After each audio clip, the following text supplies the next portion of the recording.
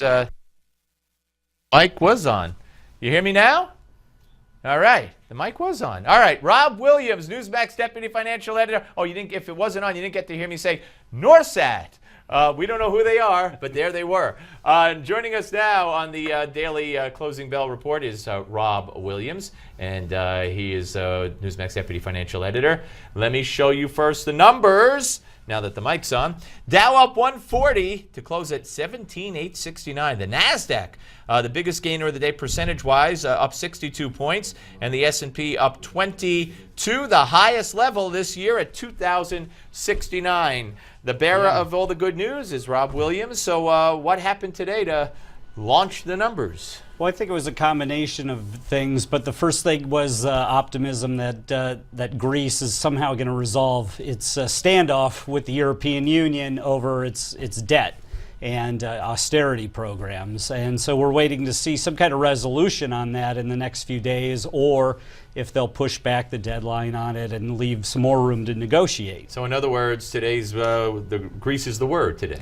Greece is the word. All right, now oil fell 5% back to $50 a barrel over concerns of oversupply. Why does it? I mean, here's what I don't understand. We know what the supply is. We know how many rigs there are. We know the production numbers. So why does it go up and then go down and then go up and then go? If we know that if basically the stats, the aforementioned stats are constant, they're not changing every day, are they? With regard to supply and demand? Yeah, they have. Just lately, you know, there have been different reports about Nigeria having problems and not being able to export. They got Boko Haram problems, I know that. But, that's a worry.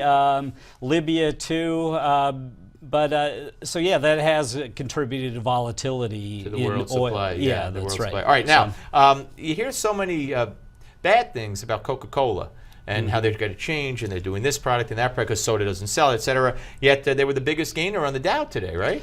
Yeah, they had they really carried the Dow upward. They were the biggest gainer today, and they reported very solid profits. I was somewhat surprised that the company did as well as it did today, because it offered a fairly somber outlook and talked about restructuring and cost savings and what it's trying to do. I guess the key is it beat expectations, right? The expectations were lower. Exactly. Yeah, so that's always the key. Because sometimes I remember times when Apple would have, oh my God, but it missed by this much, and whoop, down goes the stock. All right, speaking of Apple. Not today. Apple rose almost 2% to close at a record 122.02, the first $700 billion company. Now they might be entering automotive technology, and also they made some kind of bond deal.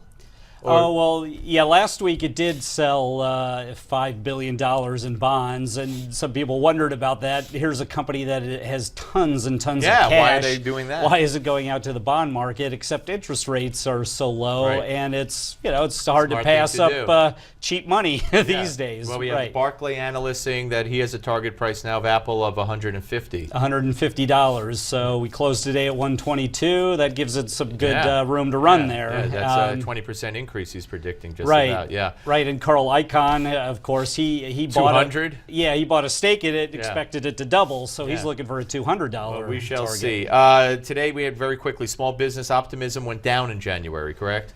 Right. It actually gotten a lift in November and December, and today it fell, and they attributed that to the realization that that President Obama is still president.